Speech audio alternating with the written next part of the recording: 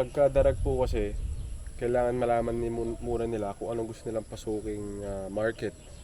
Meron ho market ng pagpapapisa, may mga bumibili ng sisig, at meron din pong naghahanap naman ng karne ng darag.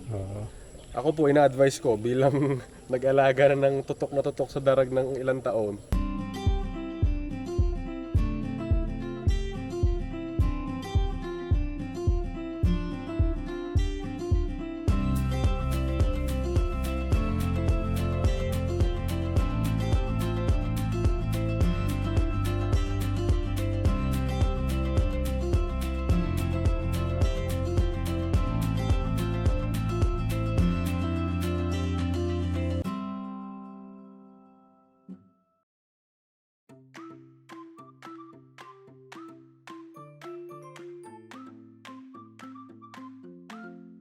Isang magandang araw muli sa inyo lahat. Ito si Jello Pars Organico Filipino Farm. Today nandito tayo sa Kalungsod Integrated Farm dito sa Siaong, Quezon. So bibisitahin natin si Sir Emmanuel Ancheta at iikutin natin yung looban. Sabi niya itutur tayo sa loob. So tingnan natin kung ano yung mga alaga nilang hayop dito. Ito is under din to sa ATI. Ito yung mga programs nila dito. Ayan, animal production na ruminant. Organic agriculture production ito yung Kalungsod Integrated Farm. Yan, so yun, punta na tayo doon sa loob para makita na natin yung mga alaga nila dito. Buti nakasingit ako sa schedule nyo. Mga papaya. Ano to, red lady? Red lady. Tapos dwarf, takunan. Oo, takunan variety. Mababang mababa pero ang daming bunga. To talong, to calixto. Hindi ko lang alam kung anong variety na ito. Pero ang tanong ho namin pang backyard consumption lang namin. Hindi pa kami nagbebenta ng vegetables. Ang daming buko, no? Opo, bali na una ho yung plantation na yun. Yung mga 3 years old pa lang ho ay namunga na yun, yung dwarf na yun. Ang dami ko rin pinatanim na ganyan, 50. Walang nabuhay, kahit isa. So si Tatay Damian ang aming malagaling. Magandang hapon po. Tatay ng mga brothers. Si Sir, ano ho ulit pa ni Sir? Angelo. Si Kuya Angelo po. Pinurify po na yung animal industry. Pinopromote siya bilang mas mabilog ang katawan na baboy. Oo nga. Para sa mga baboy ramo na patakita ka naman, lady boy. Nahihiyain. Nainitan? Kaya nandun siya nakapwesto. Sa shower. Ayaw niya. Sabi niya, hindi naman ako nagsabi. Natutulog lang ako. Nagpapahinga lang ako, pinaliguan ako. Ayan po, kung mapapansin ho, kumpara sa baboy ramo, mas maskulado siya. Hindi siya pabagsak yung tiyan. Hindi rin pantay, parang na rin, commercial na breed. Opo. Pero wala pong hinalo sa kanya. Dinevelop lang po sa Bureau of Animal Industry. Pinili lang yung niya, yung pinaka-best na lahi nila. Yung source, kumbaga, ng genes nila. Selective. Ayan, dami. Didilig. Mulberry, tapos guinea grass, forages. Puro mulberry uli. Daming ang lawak kasi ng area. Ilang taon na po kayo nag-aalaga ng darag? Nag-start ho kami 2020 lang. Lately lang. 3 years. Pa lang ho kami.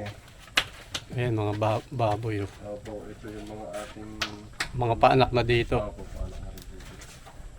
Sa darag, mga ilang heads na yung mga alaga nyo? Ngayon po sir, 800. Yung breeders? Breeders po nasa 180. Ang dami. Opo, pero sa tunay lang ho, ang peak talaga namin noong 2021, umabot kami ng 3,000 heads. Nasaan na yung mga nabenta na? Nabenta na ho. Biglang tumaas ang demand Dati hindi pinapansin yan Tumaas ang demand sa mga start-up farmers. Pero ang tunay mo talaga dyan, pagdating sa end product, yung karne mismo, challenging pa rin ho ang market. Oh, kasi Pa rin. yung mga yung nagkakagusto dito yung mga health conscious eh. Yes po, health conscious. Oo. Tapos ang presyo kasi ang hirap ibaba kaya Opo, It dahil is, hindi ano naman dun? sila kasing dalas umitlog ng commercial Mm. Pero kung health ang hahabulin mo, ito ang mas best kaysa sa commercial na chicken meat Opo, sir. Tama po. Kaya yun ang pinaka pang market natin yung Ako, mga yung health conscious. Ayan, kamukha nung baka ko. Ganyan din si Bakakaw. Opo, ano yan, hiniwalay gawa ng bagong AI lang po siya. Bawal mainitan. Ilang araw yun pag bagong AI yung baka? 1 week po. 1 week. Bago Safe na siya yun. painitan sa ano. Oh, ito. Dairy ba to? Ako po, sir. Ay, ang ganda Ito po mga loan naman to ng National Dairy Authority. Oo.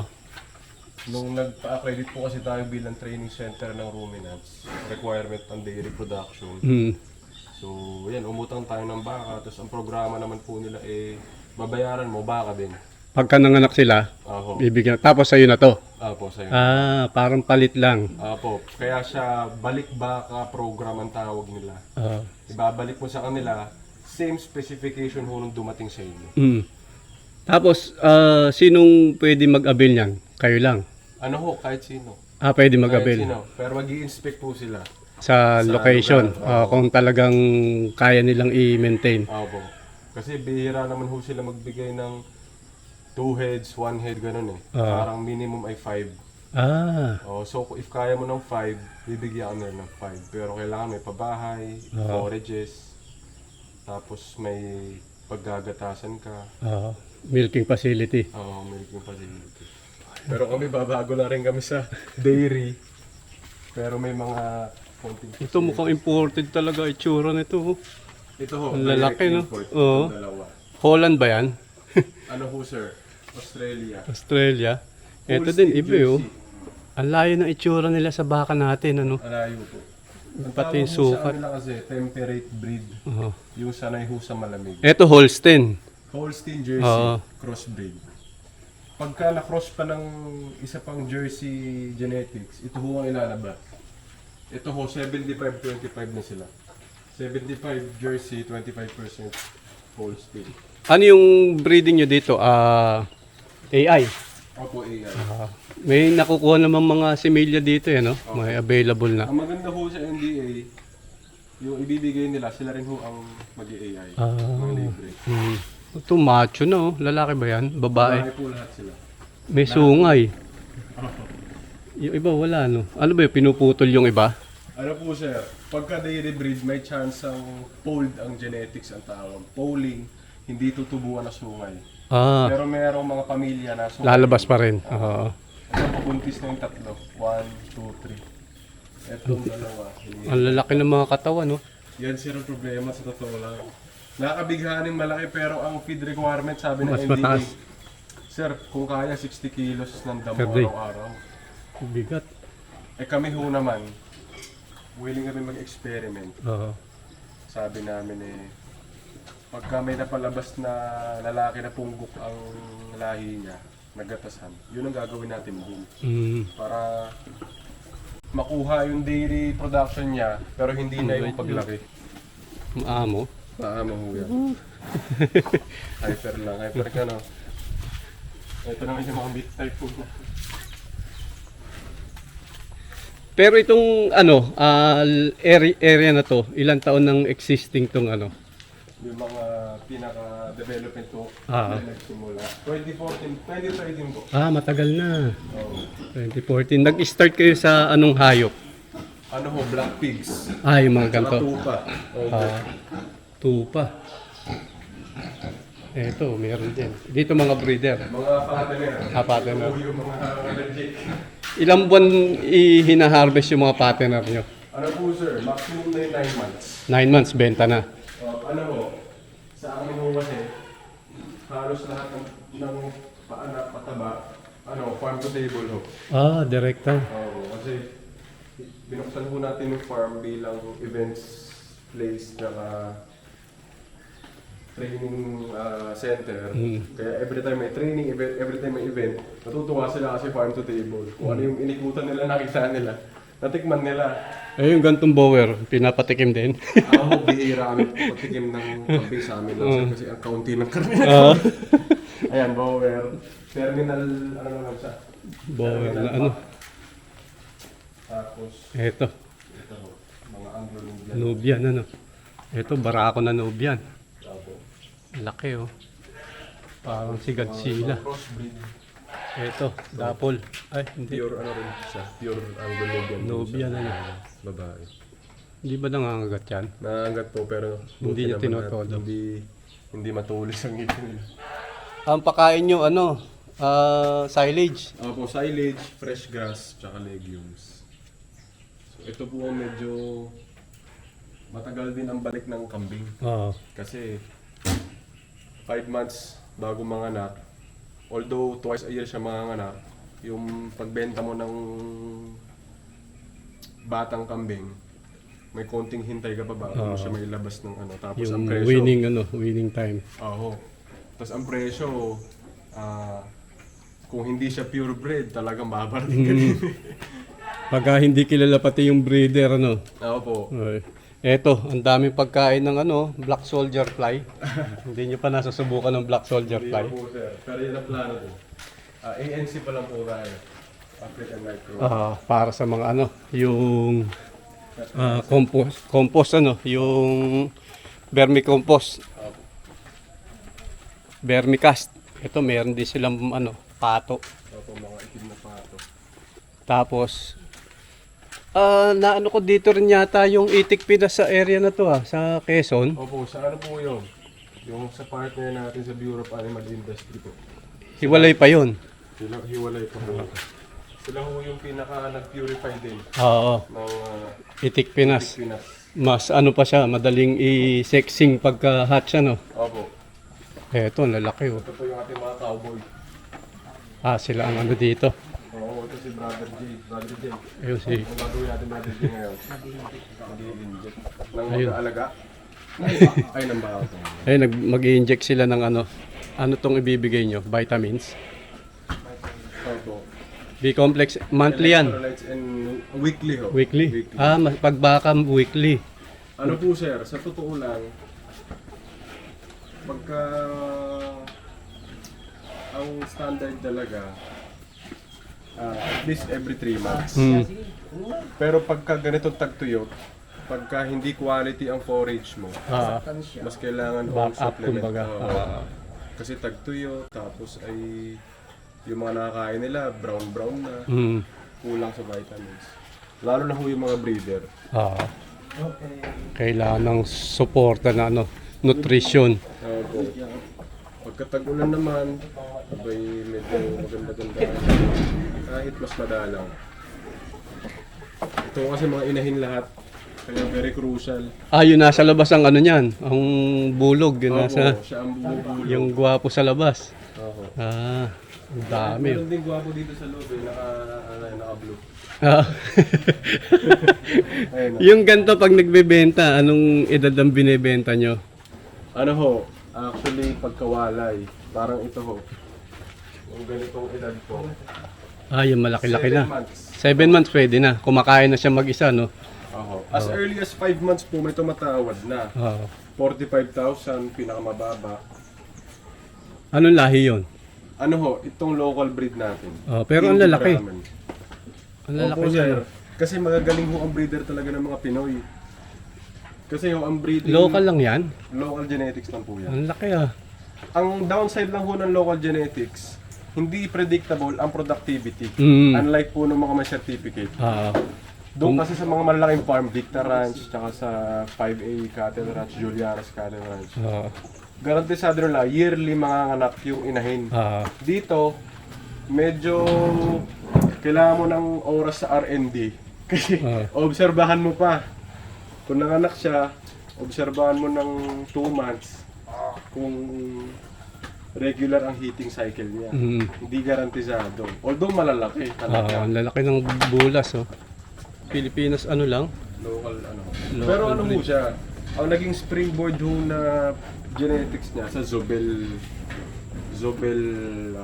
Hacienda Zobel. Mga pang ano yun, pang mayayaman yun ano. Opo. E di, ang nangyari ho, si Hacienda Zobel, nung nagpadala ng Brahman doon tsaka ng Indo-Brazil, kumalat na ho yung dugo ng mga paanak niya sa Kalatagan hanggang sa napundang Lemery, Agoncillo. Sumikat po yung Batangas sa ganitong breed. Mm. Pati ho Pangasinan, Bulacan, nag-breeding na rin ng Indo-Brahman kung tawagin. Eh yung mga breeder nyo, magkano benta pagka ibebenta nyo? Ano ho, hindi po bumababa ng 75k ang isang ulo. Mga ilang months na yon? Ano ho yun, mga 2 to 3 years old. Garantisado ano na. Breedable na ho. Ah, Yan na lang natin. Dito na dapat nakalock. Dami oh. Pero nagbawas mo talaga rin kami ng baka. Kasi ho, nung bago kami magka-dairy, mas marami po po itong meat type. Ano naramdaman namin yung pressure sa forage supply. Nagso-shortage kayo. Oo, nagkukulang pa kahit marami kaming taniman. Oo nga, lawak ng ano eh. Kaya binenta ko yung baka ko. May 4 akong baka na binenta kasi yung area, wala akong pagtatalian. Opo. Yung palayan, magtataniman na ng palay. Ayun nga. Sabi ko, kailangan ko na i-dispatch siya. Dinispatch ko yung 4, 117,000. Opo. Oo, sabi ko, pwede na yun. Okay naman sir, may tubo naman. Hindi, bentang lugi. Benta lugi. 117,000 yung Oo, malalaki eh. 4 eh. Pwede papatak lang na magkano yun. Sabi ko, Ano siya? kaysa mamatay dun mamayat sa ano, lalong bababa ang presyo. Okay, itatali sa malayo, baka manakaw. Oo. Bale sir, yan yung waste nila, yung tayo nila. Ito na, diretso na sa Ito yung ano, KNC. vermicompost nyo, yung vermiculture. So, meron yung mga dumi ng baka, kalabaw. Baka, dito na dinediretso sa kambing. Yan.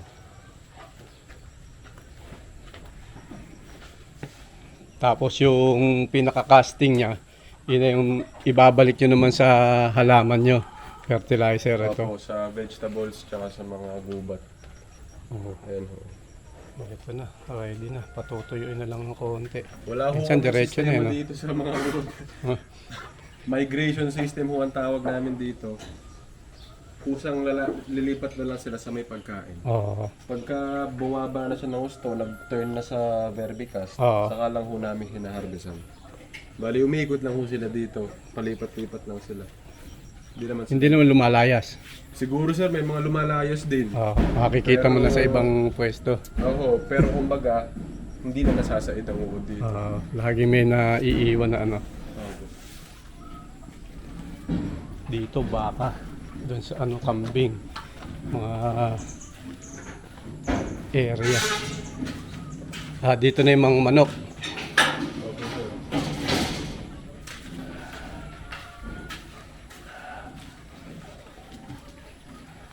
Pati nga ako, pati ko darag talagang nagbawas din kami kasi magastos ko talaga ang chicken breeding.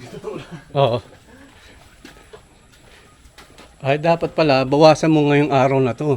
Po sir, kaya pinamahagi ko na sa inyo yung dapat. Pati yung breeder, magbawas ka ng breeder. Ano sir, sakto na sila. Matatanda na nga yun sir, totoo lang. Mga ilang taon na yung ano nyo, breeder? 3 to 4 years po, ang pinakamatanda dyan. Meron kayong ano ano yun? Yan po sir, mga project namin, mga experiment lang. Ano ho, Dong Tao. Dong Tao chicken. Yung dragon dragon chicken. chicken. Ayun Tapos ito parang Cornish brown, itong brown na to. Hindi ba niya o cross yan? Ito ho sir ay Brahma Asil. Oo. Brahma cross sa Asil. So meron ho tayong mga ilang Cross asil. na siya. Dati may Brahma tayong tandang, nag-crossbreed po.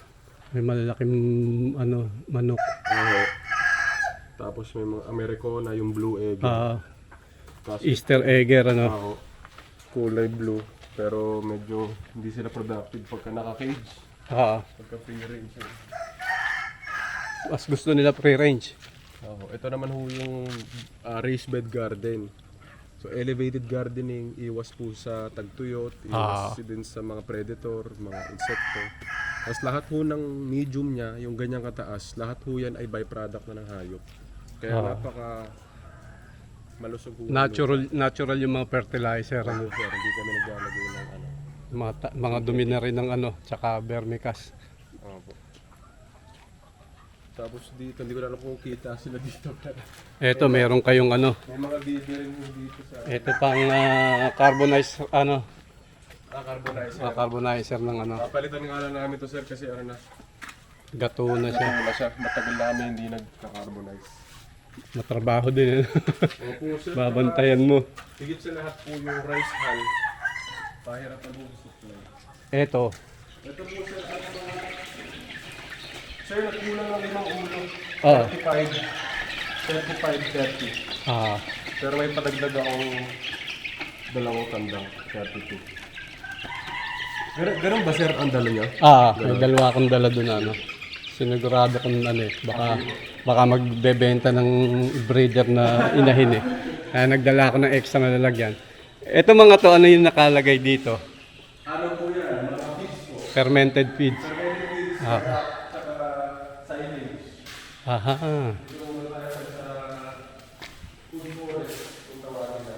So ito ho food forest, permaculture principles po ang sinusunod namin dito. Gubat po siya na andyan na ang pagkain ng tao, pati ho pagkain ng Magkakahalo. forages po, tsaka fruit trees. Andyan ho yung aviar langka, papaya, dwarf, lagkitan, banana, saba. May ilang hong mangga, avocado, 200 trees. Tapos yung mga kambing, pakawala na dito. Tumatakas. Opo sir, sila na ho Para-paraan Kaya kahit mag-uulan, hindi nagsusukal.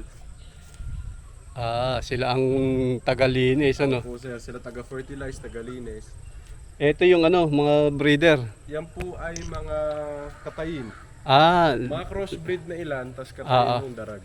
Native na, kumbaga, chapsuy. Opo sir, crossbreed, mga crossbreed na iba-iba. Saan yun kin-crossbreed? Para lumaki yung lahi, Opo sir. Ayan Yan ho, meron pong dyan. Americana, darag. Merong cute. pure darag. Merong Australorp, Holuano. Yan. Ito din, parang huluanan tong malaki. Cross sa Australorp. Tapos yun naman po, mga meron kang ayam si ayam si Manny, Ito po yan, walik ayam si Manny. Ayun, Balahibo. Parang pre-sale, Parang prison po Ito, may ayam si Manny na malaki na. Ito, pure to. Yung kandang ho ay Americana cross ayam si Manny. Ayun yung isa, yung babae. Yung babae ho yan. Pure yun. Ganda. Medyo mataas ang presyo niyan. Opo. Siguro 10,000 yata ang isang pares o trio. Pero ito, kaunti pa ang willing mag-alaga kasi gusto nila yung malaki. Dadaanin mo na lang talaga sa marketing. Saka kung maaari mo talaga, diretso ka na sa consumer. Para ho kami, nagkakaroon din ho kami ng baboy tsaka manok, pero hindi na sa middleman. Diretso na. ho sa Yung benta nyo. Manila. Ito to?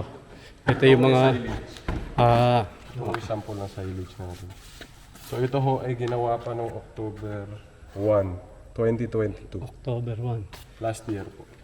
Tagal na. Opo sir. Ganyan po ang consistency niya pagka nasa stable phase na siya. Amoy pickles siya, no? Opo. Amoy siyang binuro na atsara. Pero wala siyang walang amag, walang dito. Walang black na amag. Ibig sabihin, tama yung yung pag-ferment niya. Opo.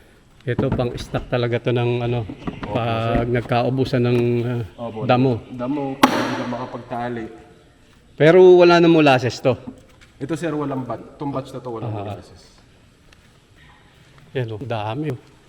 So ready na talaga sa to, tag-init.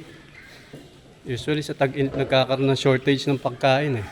Ito naman sinasabi yung yung soya. Sapal ng soya. Parang soya, pero ito fermented na ho ito. Merong molasses. Merong molasses, Ang bango niyan. concoctions, Nilagyan nyo na ano. palyat, tsaka darak. Ayun. So, saan nyo pinapakain? Ito ho ay sa baboy tsaka manok natin. Ayan, soya. Based on the cost po. Protein source ano. Yan.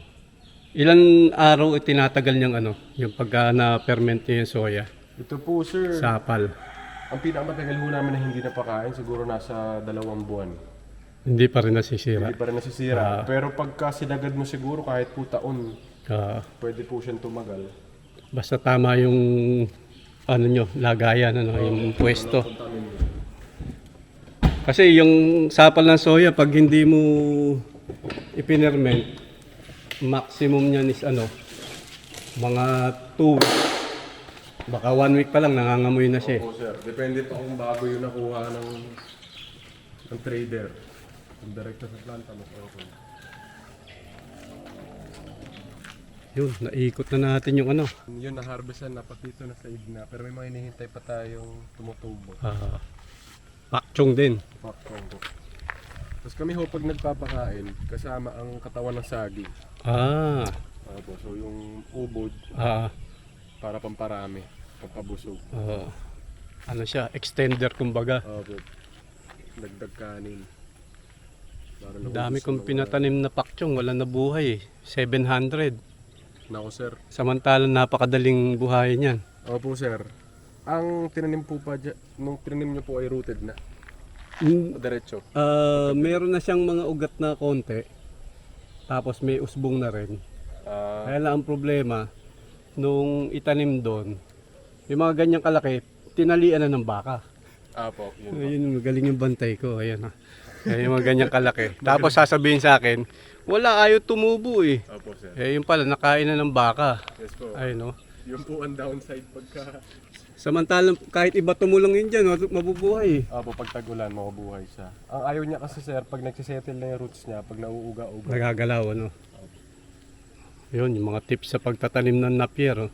Pagka na-establish na yung ugat, kailangan di na siya magagalaw. Kaya pag hinila ng baka, ng kambing, kinagat, syempre magagalaw yung ugat. Oh, karaniwan namamatay. Ito, naguhukay sila ng kayamanan dito. Ang ganda ng lupa oh. Ano to? Kulay itim yung ano, lupa. Ibig sabihin, mataba yung lupa dito. Opo, relatively maganda naman ho ang lupa. Dagdag pa ng mga organic nating nilalagay. Yun sa darag, ano, sa tingin nyo, pagka mag-i-start sila, ano yung magandang yung gawin nila, yung tips para sa pag-aalaga ng darag? Ano po sir, pagka darag po kasi, kailangan malaman muna nila kung anong gusto nilang pasuking market. Meron ho market ng pagpapapisa, may mga bumibili ng sisig, at meron din pong naghahanap naman ng karne ng darag. Ako po, ina-advise ko bilang nag-alaga na ng tutok na tutok sa darag ng ilang taon, matagal ho ang cycle ng buhay ng breeding tsaka ng fattening o kaya growing. Kasi ho, magbe-breed ka ng isang batch, tapos 21 days mo hintayin bago mapisa. Pagka pisa, ang growing stage mo kung gustong mong makalamang sa karne, 5 months. 4 to 5 months bago mo katayin. O di para ka nag-alaga ng kambing o kaya baka. Tapos, kung ililiquidate mo pa yung ano mo, o kaya magkaka-return ka pa after 5 months, matagal. So ako ho, ang ina-advise ko sa mga tao, if ikaw ay may katabing restaurant, hanap ka na lang ng darag breeder sa inyo na nagpapapisa, ikaw bumili ng roosters.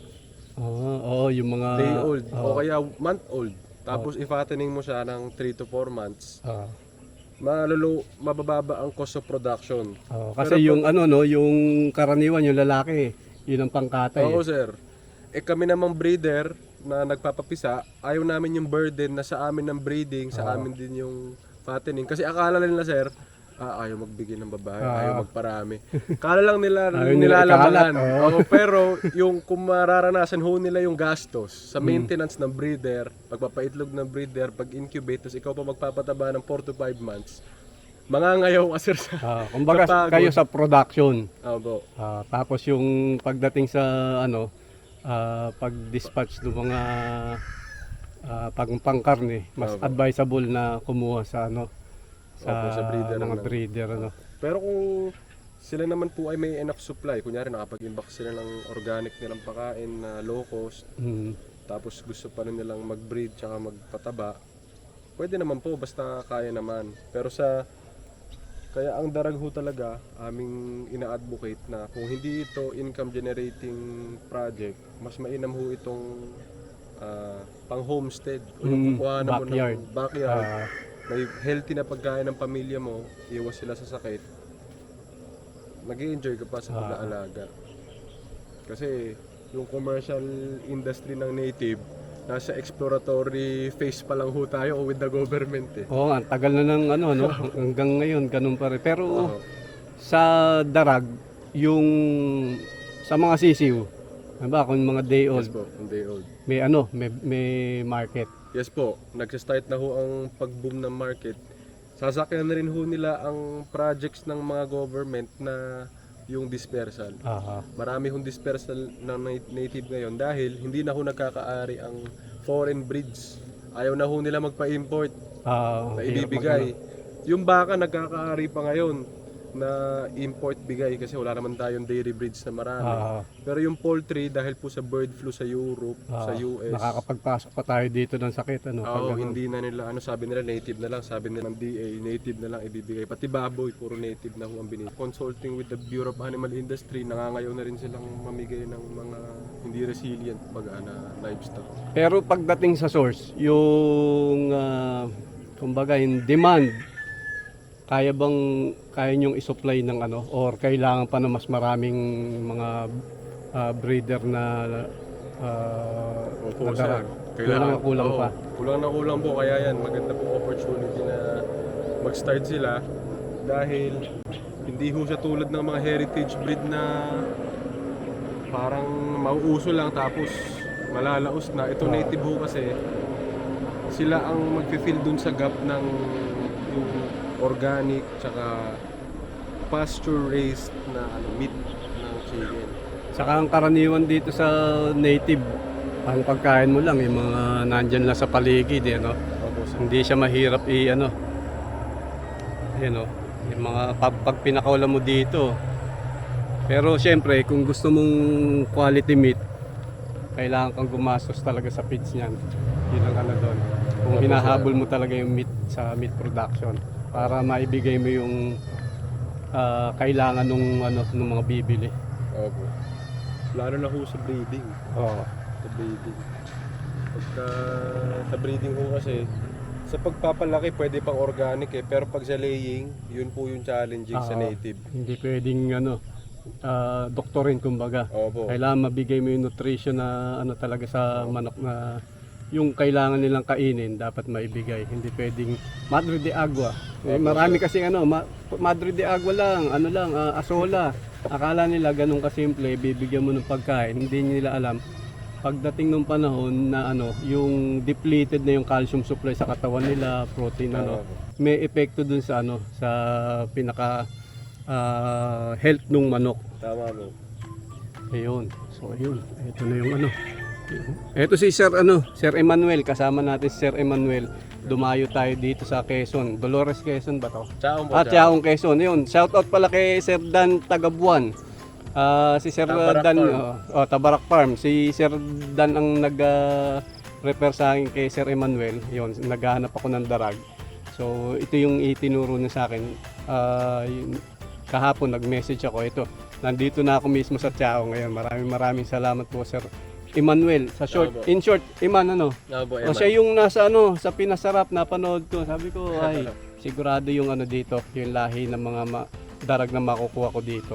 Yan. So, ito yung anong farm to, sir? Kalungsod Integrated Farm po sa Barangay Anastasia, Chaong, Quezon. Yun, Kalungsod Integrated. Integrated farm. Lahat ng inikutan natin, may baka, may kambing. Ang hindi ko nakita dito, isda ano. May Opo, isda ba? sir. Wala po, wala. Oh, yun, Nasa isda. ref lang siguro. Baka naulam na. Yan, so yung mga interesadong pumunta dito, sir, anong pwede ba silang bumisita? Opo, sir. Pwede po. Para lang ho, iwas tayo sa yung magkakasabay o kaya pag may event. Maganda ho mag-message sa aming Facebook. Like and follow yung Facebook. Tapos pwede ho mag-mensahe. Kalungsod Integrated Farm po. Yun, yung Facebook page nila, ipopost natin dito sa baba. Tsaka yung information sa description, ilalagay natin. At iyan po yung episode natin para sa araw na to. Maraming salamat po dun sa mga patuloy na sumusubaybay sa ating channel. At para naman dun sa mga bagong bisita ng channel natin, please subscribe to our channel. Hit the notification bell para sa ganun ay ma-update kayo every time maglalabas kami ng bagong videos, tutorial videos, at mga informative videos na talagang ginawa para sa inyo. Muli, ito po si Jello Pars Organico Filipino Farm. Ang Organico Filipino Farm ay tungkol sa tips and ideas sa agriculture, natural farming at most especially sa free-range chicken raising.